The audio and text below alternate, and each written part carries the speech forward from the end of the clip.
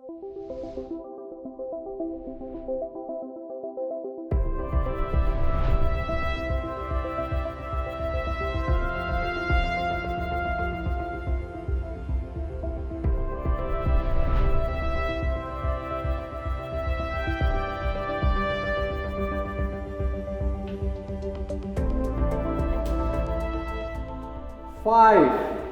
four, three, two, one, 1.5, zero. Launch of this session, Popularizing Space. Meet the astronauts, meet the space people. And as you can see, we have a very good lineup of astronauts working themselves through these exciting days of the IAC 2023 in Baku, Azerbaijan. We've met a lot of people. We have really found some excitement, some good interest from the side of the people here. And we would like to discuss that because popularizing space means we try to bring the message that space is of benefit for us, that we all participate and benefit from the chance to go into space, which is not a century old, it's something like 70 years old. So we are living in an exciting time, and the astronauts, the cosmonauts, the taikonauts, people from all sorts of countries that go into space are the witnesses of this benefits and of this exciting chances that we have in space. But it also means populate space, which means that we have a number of ways now to get into space, which is new. It used to be some exclusive right of people of nations who have developed a space program, who have a launch site somewhere, who could launch rockets and also human beings into space. Now we see that there are many ways to space, and I'm very happy that we on the podium can illustrate that firsthand by our selection of participants today in the podium. I will not introduce them, I will leave it to them to introduce themselves and open this session with the question: how actually did you become aware of your chances to be a cosmonaut, an astronaut, a flyer into space? We say Raumfahrer in Deutschland, and it's even an astronaut, but he had to leave from Austria, from Freiburg. So many names, the same goal, to fly into space. I want to give it to Anna to open it. Short introduction of yourself, what is your professional background, and how did you become aware of the chance to fly into space? Hello everybody, I'm a Russian cosmonaut. My name is Anna. I already 11 years in my professionality. I was selected in the cosmonaut corps in 2012. I was 27 at that moment. Why I didn't do that before? Because I didn't know about that possibility in our country. It was a first open selection for all citizens of our country. For me, it was a surprise when I realized that idea and that possibility, opportunity. I realized for me that I really fit to that professionality, and I wanted to be a cosmonaut. And I sent my documents in order to have chance to participate in that selection. After my 10 years of preparation, of training, I was in space. I flew my first time, and I recently returned from space this March. I was in space about half a year, and I flew on American commercial program spacecraft, Dragon SpaceX Crew 5. I'm really glad with that. I really like and love my crew and the specialists who prepared and trained us. And now, after my rehabilitation, I again ready to go, and I'm waiting my next assignment and next crew. Thank you, Anna. And I noticed that I'm feeling already such at home in Baku, in Azerbaijan that I forgot to introduce myself. So my name is Reinhold Eberl, I'm sorry for that. I had the opportunity to, I studied physics, I was very interested in astronomy, and then changed the last syllable and it became astronaut when there was a selection in Germany. I flew on a Russian vehicle, the Soyuz spacecraft, to the station Mir. The station Mir at that time had been 11 years in orbit, 97, but it served good purposes for experiments and all sorts of experience that brought us to the International Space Station. And consequently, after that, I was working in the European Columbus Control Center near Munich and helped others to get into space. I'm now a professor in Stuttgart. We have the most experienced, let's say, of us among us, JD Bartu. And JD, your first contact to space, what was it? So you say most experienced, maybe you should say just oldest. So I flew in space in 1985 before many of you were born, and I had a different pathway for the opportunity to fly in space. I had invented a new telescope and spectrograph to study the sun, and I proposed it to NASA to fly on the space shuttle along with 10 other telescopes. And it was accepted for that flight, and then NASA said, among you 10 investigators, we need to have some of you actually go and operate the instruments because you are the experts. And that's when I said, I'll go. And so it was a surprise opportunity at about the age of 40 to fly in space, and it's certainly still a memorable occasion. After that, I went to work at NASA as the chief scientist for the International Space Station for 2 decades after that. Thanks, JD. We only know him as JD, but it's John David for the records. And I would like to make you aware of the possibility to ask questions. So we have the Slido function, the Slido app up and running. And it's your chance to ask a question through the Slido. I will eventually look what questions are coming in and then distribute it to our esteemed podium here. The next in the line, as you can see, is Victor, and this is also something that is quite new in spaceflight. If we look back at the 60s, 70s, the development was concentrated on US, the Soviet Union, later Russia. Now China is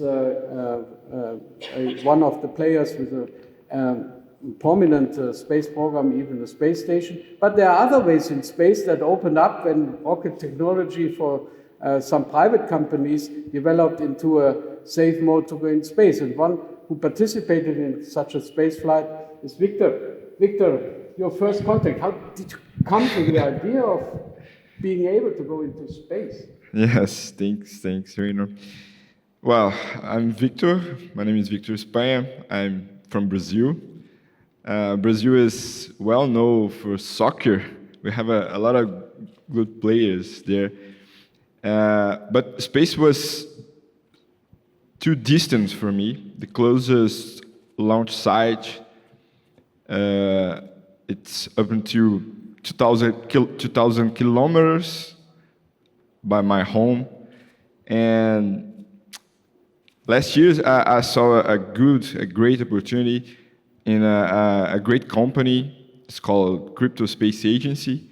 I invested in this company because I wanted to grow with a new community, to understand new ways to understanding the space and, going to space one day.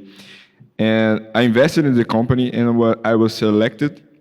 I'm a living example of popularizing space, actually.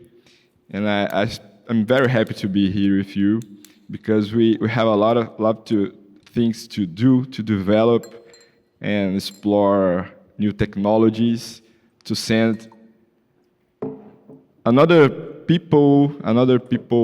regular people like me, because I know that space must be for everyone, and if we wanted to space it is for everyone, we want to give a way for everyone. Thanks. Popularizing space, that is the Yes. motto of our podium. And I'm not sure whether you gave high five to Sarah or Sarah gave high five to you, the sequence of your flight, but you, Sarah, shared the same experience. You were far away from space and suddenly you jumped into the possibility to fly into space. What was the story there? So yeah, the opportunity came when, honestly, I found the application online, and it was something that I'd been working towards for a while. So I do work in the space field. My background is in mechanical engineering, biomedical, my PhD is in aerospace. And it all started because I thought that we needed to be reaching further in our cosmos, in our universe, having a better understanding of our origins and the future of humanity. And that's how it all started. It started from that. And then I got a little bit more involved in astrophysics, which led me to the space field, because I found out that in order for us to have a better understanding of that, we needed to be sending more people to space. We needed to be developing more technologies. And that's how it started. I grew up in Egypt, so it wasn't really anything that was close to us. We don't have a human spaceflight program. There was never something that I could apply to or something that I could strive for, that I would know that, oh, maybe if I do this and this, then I could end up going to space. So it was very different. But I knew that somehow more opportunities are gonna come, things are gonna change, and they did. And I found this program called Citizen Astronaut Program by a company called Space for Humanity, and I'm their second citizen astronaut, so they select people based on their leadership experience, community development, there are a lot of different things. And they selected me last year out of many people from all over the world, which is crazy, and I still think they made a mistake. but it's an interesting journey, and honestly, it does show that for someone that wouldn't have the opportunity otherwise in their countries, it does show that things are changing, and it's a really good thing with opportunities that are becoming a little bit more accessible.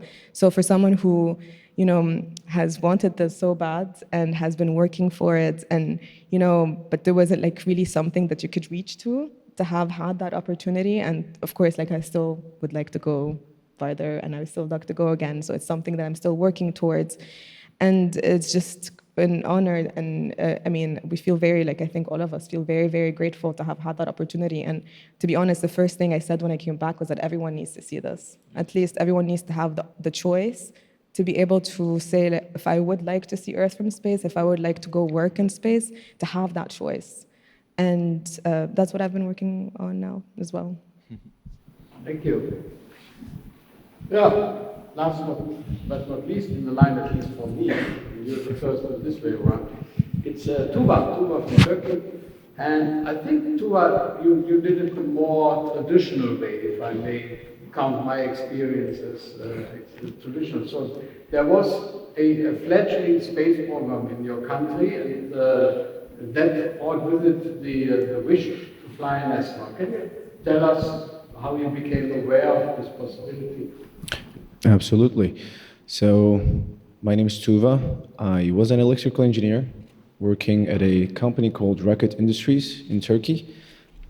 We were essentially developing Turkey's first satellite launch vehicle.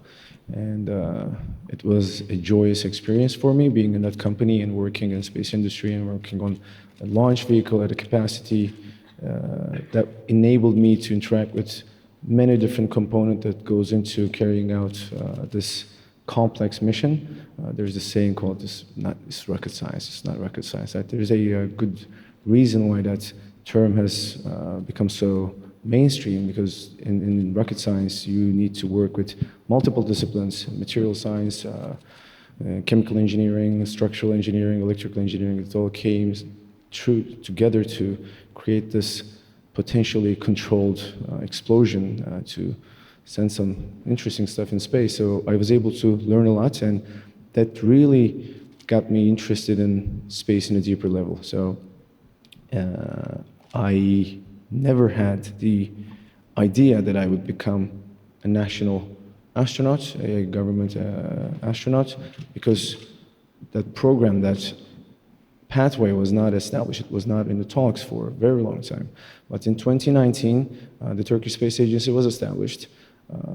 Roughly 1.5 years after that, they announced the National Space Program, which has 10 goals for the next 10 years, ranging from 2 moon missions, establishing a spaceport, establishing a space technology development zone, and one of the goals in that 10 was sending the first Turkish citizen to the International Space Station on the 100th anniversary of our republic, which is this year, 2023. So after hearing that, I got excited, but they did not open up any applications. They mentioned that they would open up, but it could have been a closed selection process within the Air Force and whatnot. But then in 2022, May, they opened up. There were some basic requirements that you needed to meet. If you met them, you could apply. It turns out roughly 36,000 people applied for that program, and they were supposed to select 2. And after a long period of selection, a bunch of environmental, psychological, health-related, and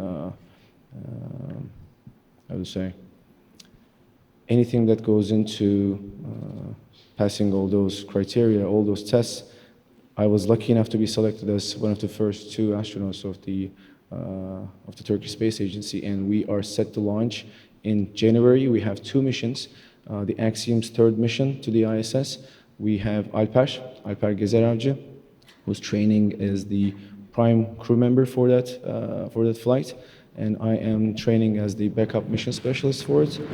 We have been in NASA's Johnson Space Center for the last 6 months, getting our basic training, learning about the crucial subsystems of the International Space Station, how to operate during the routine ops, routine daily ops, and also in some of the emergency cases.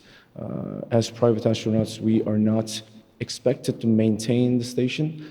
We are going there to carry out experiments, but we need to understand how to behave and how to react in the case of an emergency. So we have been getting those trainings in a very compressed duration. And the other mission that we're going to carry out besides the ISS mission is a dedicated science mission on Virgin Galactic's Spaceship Two, and that is set to launch in March. And hopefully, if everything goes as expected, I'm going to be flying on that flight and carrying out some human physiology and also hardware experiments, and quite excited about that. Thank you. So we have selection, competition, selection. What was the moment, JD, you thought, I'm out? We all know about the medical requirements for astronauts. We know better now than we did 50 years ago. Was it a medical thing where you thought, I won't pass, or is it something in the psychological test that you remember where you thought, okay, I'm out with this? Actually, I never thought about the possibility that I would not pass the medical tests. The medical requirements are not as hard as you might think. You have to be in good health. You do not have to be a marathon runner or something like that in order to be an astronaut. But it's about good heart, good lungs, all of your organs are functioning the way they're supposed to. That's the primary requirement. And at my time, the psychological testing for a short mission, an 8-day mission to space, was not very rigorous, because you should think of it, it was like a camping trip where you're going to go away for a week in an unusual environment and camp out. And so most of your time is spent working to get everything done during that short camping trip. Anna, was there a moment where you thought, oh, what people around me, they're much better? John told, all right, yes, of course, you must not to be a marathon athlete, but you may to be him. And if you have any favorite actions, you may do it. But first you have to have good health, right? With any specialties. And we have interesting thing. You may have something in your body, I mean, a specialties. For ground, for us, it's okay. But medical guys, medical specialists, really attentive to look on your bodies and is considering if something in your body, a specialty on ground, good, in a space it should be no good. That's why any specialist may be may have reason to don't be an astronaut in that case, unfortunately. That's why if you are good to be an astronaut and your body should be good also to be an astronaut in nowadays. Now. Not forgetting that we are not only screened to be healthy in space, but we are also subject of medical experiments. I was to a large extent.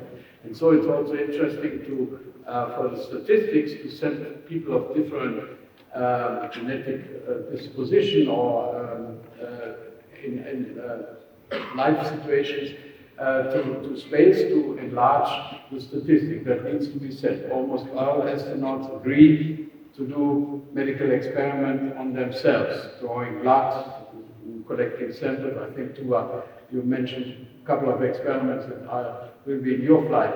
You require as an operator. So if my personal answer, if I'm asked, what do I need to do to become an astronaut? Most people think you have to have a pilot's license, you have to be fluent in Russian, English, Mandarin, whatever. You have to have an astronomist degree of astrophysics and a medical exam. I say, have a plan B. When you apply, the chances that you actually become an astronaut, when you go into such a competition, the chances to become an astronaut are next to zero. I mean, there are so many competitors, so many that also want to go the same way. And if you are disappointed in being refused, it's not you that failed. They are looking for another type of people. Or there were so many of the same characteristics that they had to decide. Well, they didn't choose you, but it's not a catastrophe in life. So, having said that, I think we all got selected. We won the competition. We were prepared to go into space. Now we enter training. Victor, what was your first training and how long did you train in order to be aware of what is around you in the spacecraft? Okay, our training was just simple because it was just a quick suborbital flight, and we stay in Texas for 2 weeks before, training just like emergency and stuffs, and trying to understand how we can proceed in different kinds of scenarios, and trying to absorb, especially the mental healthy, because was something I'm a little scared, especially for me, because I was just working with civil engineering before. And we stayed there for 2 weeks in Texas, in simulator, taking tests, and was a really great experience. But I wanted to come again and try to do like you did, because I'm seeing your achievements, and that's a really great. And I see the beautiful things that is to be a good astronaut, and my first experience was just ignite me to dream again for something bigger in the future, but was a really great experience for me. So, thank you. Before I give it to Tuva, who is in actual training, that's interesting to see where do you train, what the facilities do you. I would like to again remind you of Slido. Maybe you can have the Quaco again. Put your questions in Slido. I see a couple of questions already coming up. We will take them in a minute after we have arrived in space, let's say, in our temporal sequence. Slido is a program that enables you to either ask questions or like questions that already are in the system so that they advance to the top of the question being asked. Tuva. Yes, sir. So for the last 6 months, we have been based in Houston, Texas, getting our training in Johnson Space Center, which is the Human Spaceflight Center of NASA.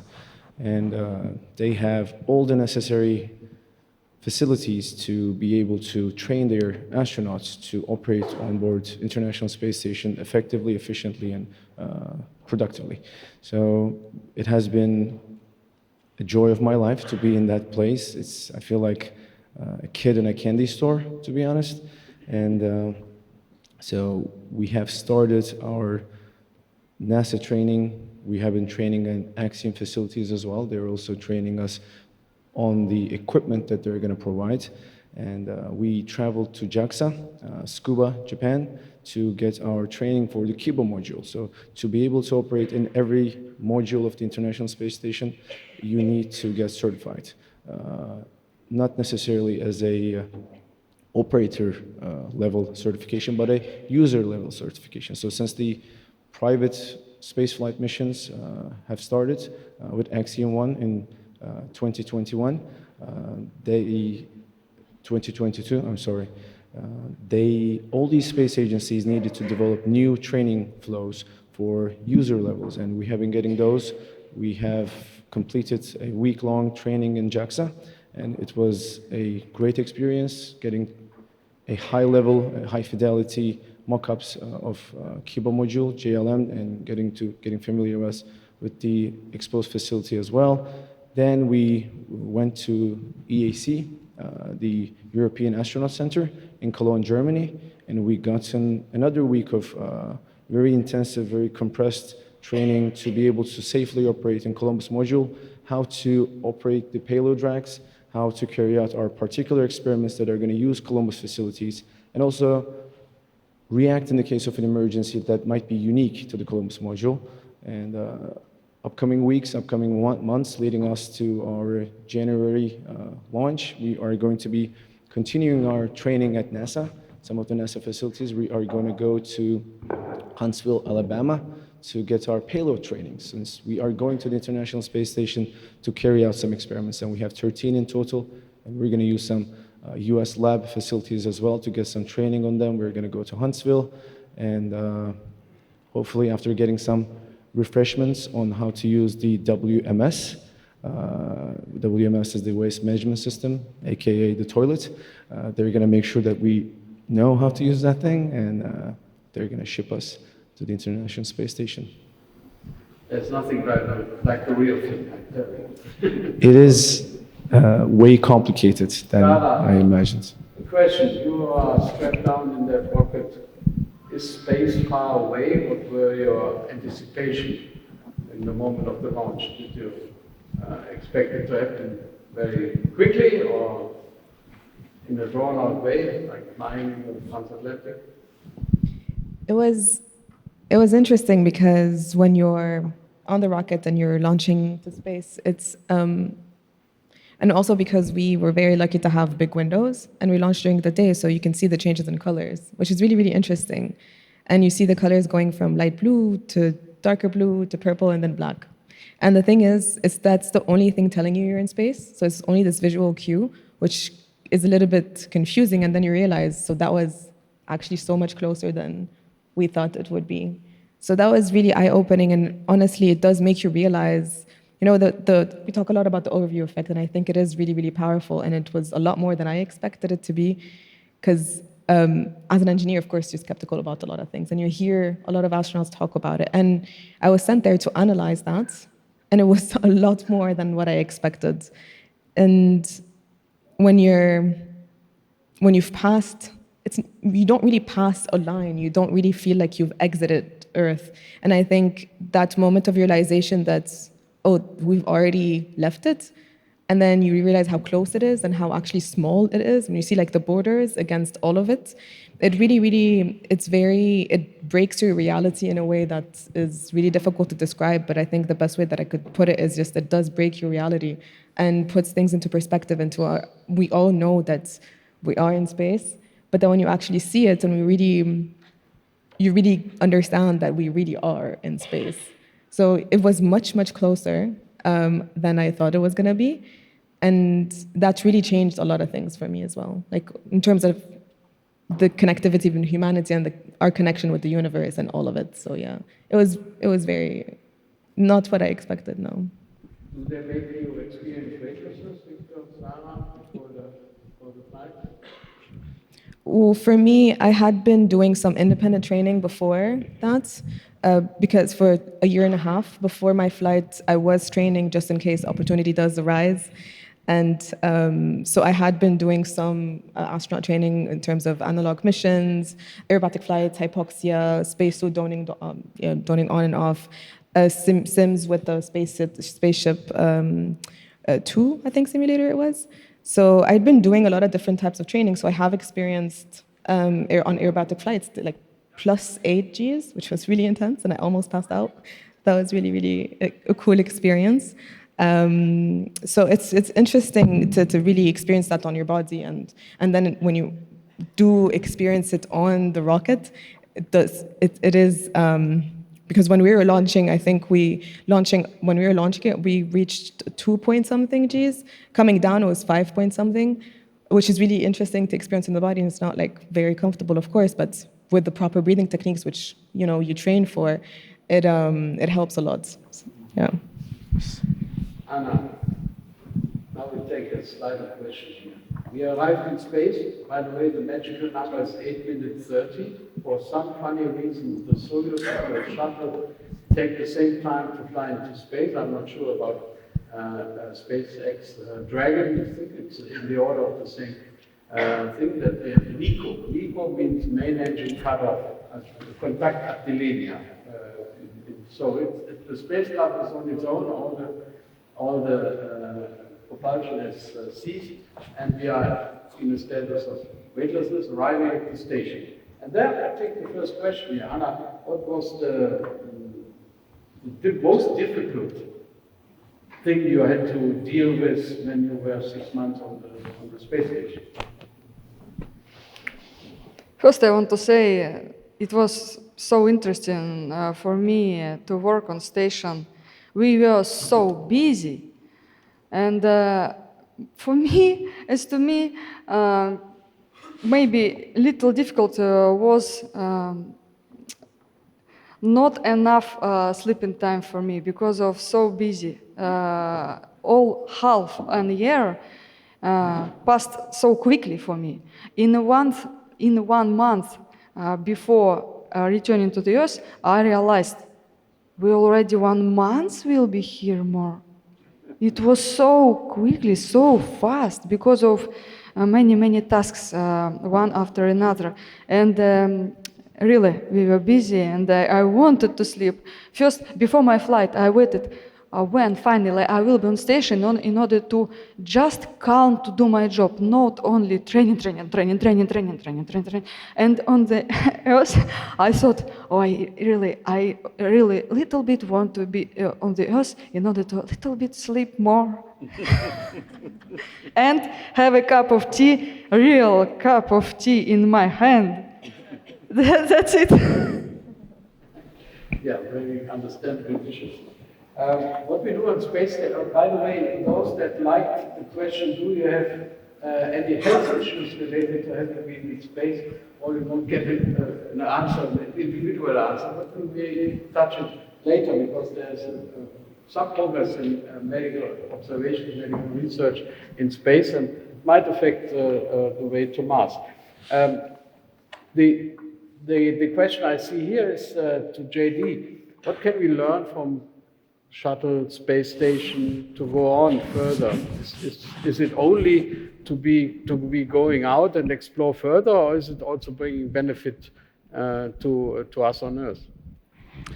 Well, there are thousands of benefits that have already been delivered from the International Space Station, and there will be more space stations in the future, and I expect the next space station will probably be a privately run space station by some company.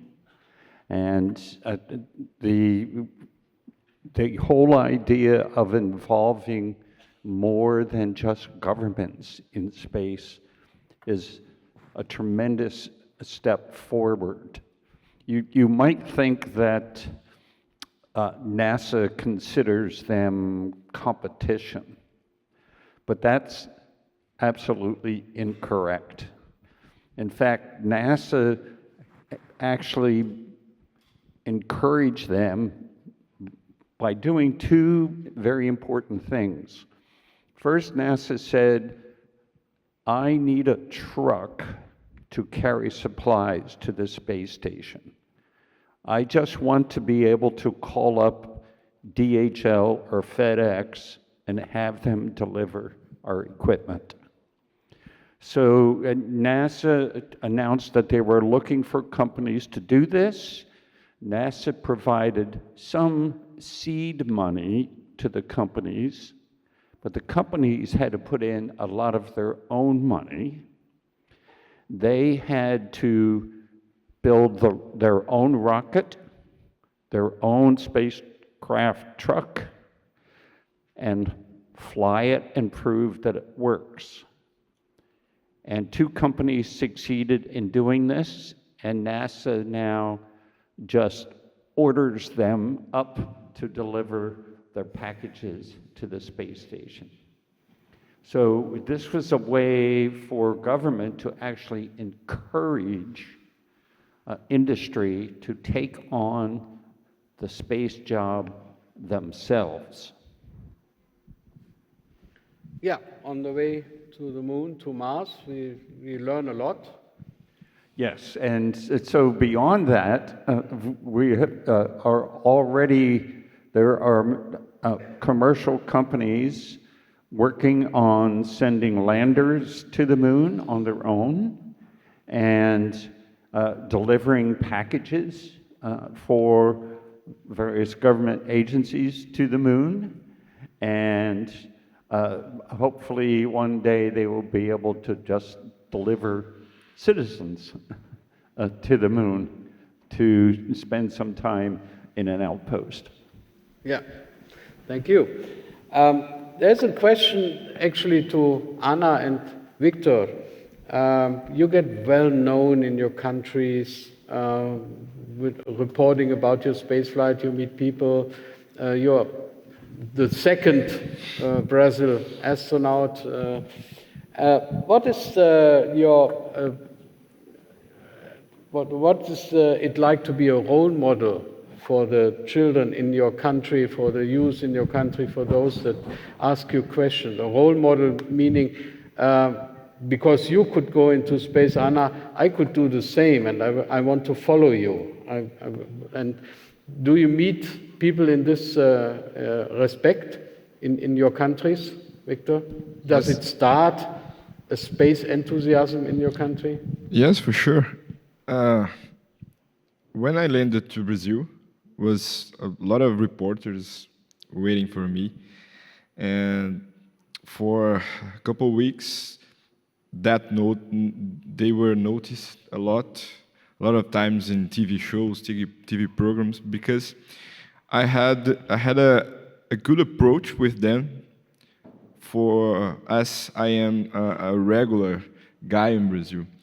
Because the last astronaut, Marcos Pontes, flew to space in 2006. It was a long time. And when they see me, like a regular guy, you know, like engineering, working with normal things usually, I see that they started to dream again with this possibility. Now became a real thing for them, and that's great. When I go to schools, for example, the kids are starting to freaking out, something like that. It's amazing for me. It's not only amazing, but it's a great honor also. And pointingly, this question came from a participant here in the room from Chile. So a country that yet has to find its identity and identify a cosmonaut and astronaut amongst its ranks. Anna, Yes, of course. You're a role model for girls. I cannot say differently. And you encourage them to follow on your footsteps. What do they need to do in order to be more represented in space? Yeah, well, of course, every cosmonaut and astronaut, any before, during, and after them flights, do that part of our work, a popularization the manned flights in a space, a popularization of any space work on the ground also. And especially from the station, we do that again. We are connecting with young people, with children, with students. Directly, that's why I participated in such project like to be a figure of doll Barbie. In order to show young children and other young people that professional from the side of toys in a game activities, to have it in their life and game activities in order to understand and to imagine that professional already from the childhood. It's really important to do. We are among the people, we are same, we do our special work, and we want and have possibility to share our experience with people.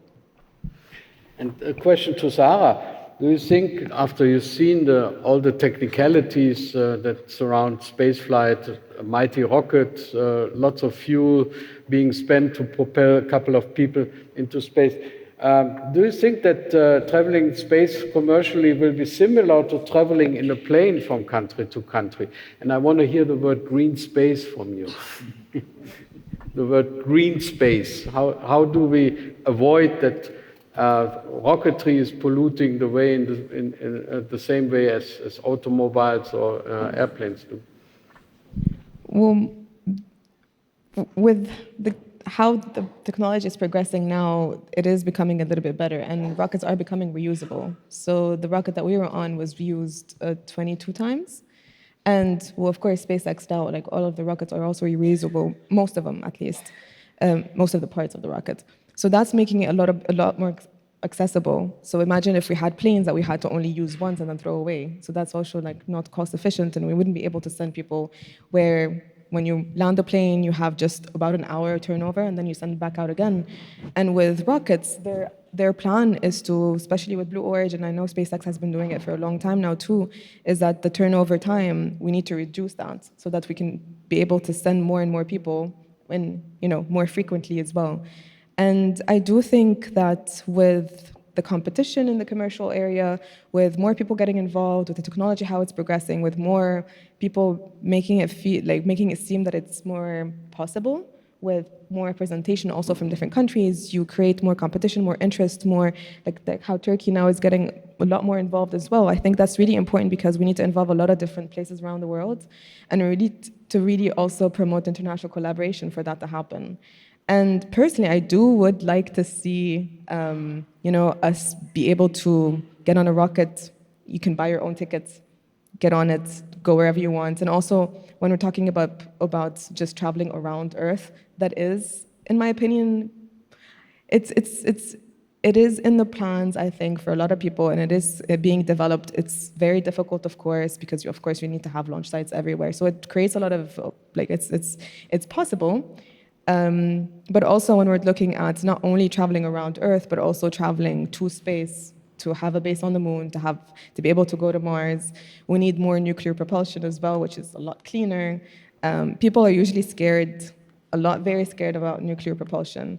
But if you look at how much using the fuel that we are using now, how many people it has, affected and, and health-wise and all of that and killed throughout the years, it is a lot more than whatever we've done with nuclear. But of course, with nuclear, the accidents are much bigger. So you have to really study that and really have to put a lot of effort into that to make it cleaner and to also shorten the periods for us to get to Mars. So let's say now with the technology that we have now, it'll take us about 6 months to get to Mars, but with nuclear, it'll take like about 3 days. So you reduce this time, so you reduce a lot of it because you reduce the resources needed for the trajectory. You reduce also the likelihood of humans developing, because it's also really, really difficult to maintain the physical health on long duration space flight because of bone loss, bone cells density loss, muscle atrophy, and a lot of it. And also, if you reduce that, you reduce the duration also in radiation in that environment. So with nuclear, I'm a huge supporter, and I'm studying that for my PhD right now. So that's why it just comes up really quickly. But I do think that I'm very optimistic, and I do think it is going to become a lot more accessible. We are working on it. We need everyone to be working on it. And it's, I think, also important to point out that it's not only for engineers, it's not only for scientists. We do need to have policymakers, politicians, marketing, business, all of that being involved, because progressing in areas like this is really difficult. So we do have engineers that are working on things. We have a lot of solutions that are already there, but they're kind of stuck in academia sometimes. They're kind of stuck in a country sometimes that can't really collaborate with another country. So I think we really need to be putting a lot of effort into that to see that happen. So a lot of really, because everything depends on funding and everything depends on policy. So we need to push for that, I think, to be able to use the solutions so that we are making space more accessible, we are being able to send more people, that everyone in this room can one day be able just to buy a ticket and be like, oh yeah, I'm gonna spend the weekend on the moon. Wouldn't you like that, I think? So that's the goal, and that's what I have dedicated my life to doing, and that's what we're working on within my company, and that's what like a lot of my advocacy work as well. To be fair, manned or human spaceflight launches are only a small amount of all the launches happening. And JD, you live next to Cape Canaveral. How many did you count in the last couple of months? Well, since the beginning of this year, there are more than 50 launches. So it gears up, and I can stand outside my door and watch them all.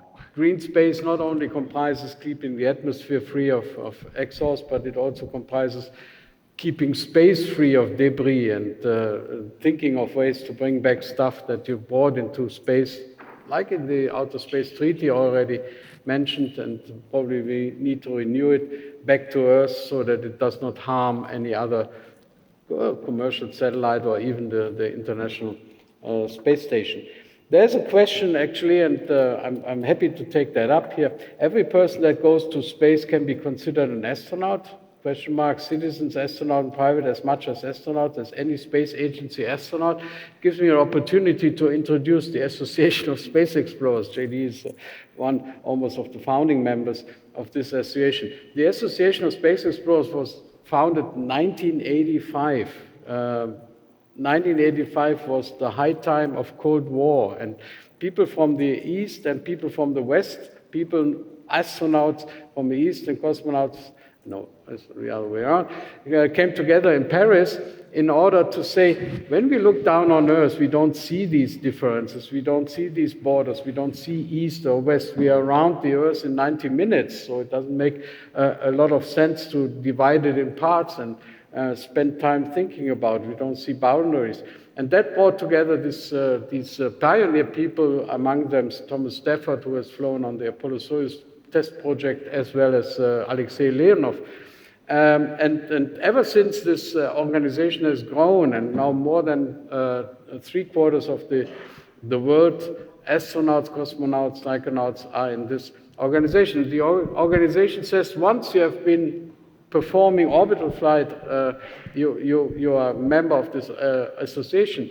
But in order to become an astronaut, there is a kind of commonly accepted threshold of height, which is 50 miles in the US, so 80 kilometers, or 100 kilometers, where physically the atmosphere is not longer a factor, which then is called the line or the boundary to space. And people having crossed that boundary come back and call themselves astronauts and are received as astronauts as people having seen Earth from above the atmosphere. I think this is the important point. And joining in describing what they have seen, that they didn't see boundaries, that they see our spaceship Earth in the blackness of space. And as long as we all share this message and bring it to the audience, we that had the privilege to fly into space, I think that is a good reason to call us astronauts. And that is the line that we are now following here. Anyone to say what was your favorite meal in space, or shall we go on to another question? Anna, your favorite meal in space? Bludi. Какие блюда ты любила? Actually, we tried different types of food on the station. Mostly we ate, I mean Russian people on the station, Russian food. But in our canteen we had American food also, little Japanese and little European. And frankly speaking, I like and prefer my Russian food. I really love it. We have different types of food, desserts, porridges, side dishes, different types of meats and fish, and many kinds of drinks, juices, tea, coffee, etc. And on the station, yes, I already told you, I dreamed about real mug with tea. That's it, because we had everything. And recently, I found out for me that I already missing with food on the station. With my good pleasure, I'll try that and eat the food from station. It's really tasty. And even on the station, we had several times fresh fruits, which were sent us from the ground on a cargo spacecraft. Usually it is grapefruits, apples, oranges, and plus to eat onion and garlic also, real garlic, not powder, it's real garlic. It was so tasty and impressive there to feel smell when the hatch is opening, the smell of the fruits with garlic. And then eat it, it's really tasty. Little things that count when you're in such an isolated atmosphere. Yeah, again and again I see here health issues coming up. Tuva, your stance on radiation. When you are in low Earth orbit, I think Earth is taken care with the magnetic belts, but if we go out, what do you consider will be the development of radiation shielding in deep space flight? Does the question mention for the deep space or the Earth orbit? Oh, to the moon is already deep enough. Yeah. Sure, yeah. For those missions, when we leave the Earth's magnetic protection, we will be exposed to some really devastating levels of radiation, and that's why the initial exploration plans for Moon and Mars are envisioning us living underground. If we were to set up some camps and colonize, there are some on-the-ground concepts and ideas as well, but that would require a significant level of radiation protection. We can, maybe one idea might be to use the icy waters on the moon, melt them, and because water is a very interesting radiation protection shield as well. Sort of add in between the structure and try to reduce the level of ionizing radiation that an astronaut would be exposed to. So it is going to be an interesting journey. Besides the physical protection that we're going to implement on our vehicles, rovers, and whatnot, we might go ahead and try to alter our own biology. Over the next couple of decades, I am anticipating some advancements in biotech that might enable or some nanobots traveling in our bloodstream and sort of repairing our DNA using technologies like CRISPR. That's also another protective avenue that we might employ, thanks to the recent developments in biotech. And Adele was very busy asking questions. For our last dance, we have 5 minutes, less time than it needs to go into space. Would you like to fly to Mars, Anna? A short one? Why not? But first, we have to use the moon. It's closer to us, and I think it's more possible. But who knows? We'll see. If it's safety, why not? It's really interesting to do something new, and it's cool. JD, you are allowed to take Donna. Yes, absolutely. I'm ready to go right now. No hesitation whatsoever. And of course, the radiation is a bigger deal if you're going to make that long trip. If you can hide behind water, as you mentioned, this is a good way. The best two insulators from the radiation are dirt and water. And if you can use, the dirt might not be so useful in the spacecraft, but the water is certainly useful. So you might have your spacecraft shell be nothing but water all the way around, a large water tank, and you live inside it. And we both share an advantage that is the age, because the effects of radiation doses are only visible a couple of years later, and probably that is why the radiation limit for 50-year-olds is higher than, for example, 35-year-olds, even in the NASA books and in the commonly accepted radiation protection. Victor, to Mars, you had the hors d'oeuvre, let's say. The menu is still to come, yeah? Yes. I'm not sure because actually, if we go to Mars, we don't have ways to come back to the Earth. Oh, that is not a good And I will miss my family, my dogs. But I don't know, some days, who knows? Sarah?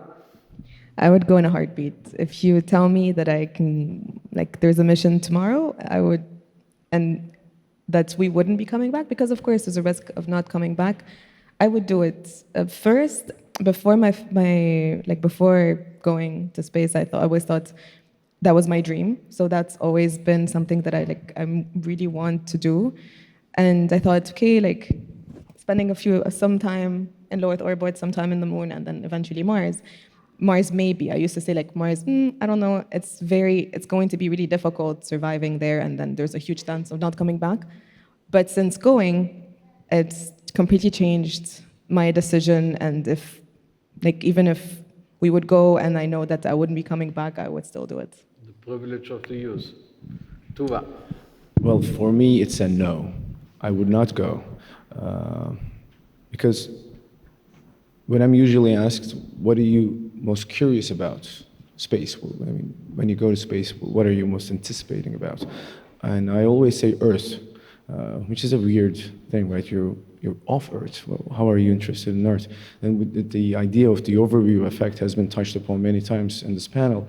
And what it does to people, seeing the Earth from that vantage point, the mesmerizing beauty of it, the thinness of the atmosphere. It's just an oasis sitting in the voidness. It's just blackness of the space. And it helps people to realize that this is a spaceship and we are all crewmates on it. And all the philosophies, all the ideas that we have come up with so far on this planet has been on the ground, I mean, from ground up. What kind of new philosophies, what kind of new perspectives we're going to develop when we were to just go out and see the Earth from that vantage point. So my final destination is going to be the moon, and just be on the surface, watch the Earth rise, have that perspectival shift, and hopefully come back and tell the story. Thank you all for your honest answers. I'm sad that we have reached the end of the session. We overdid already quarter of an hour, so excuse us for the next event happening in here. Thank you all for coming.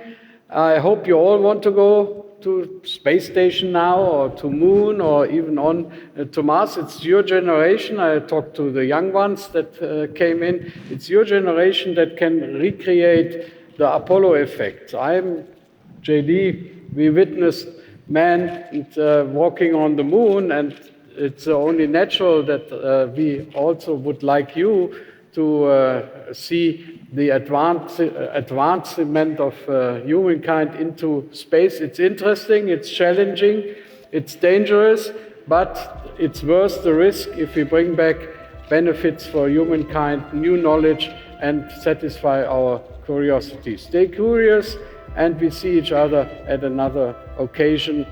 Thank you for coming. I close this.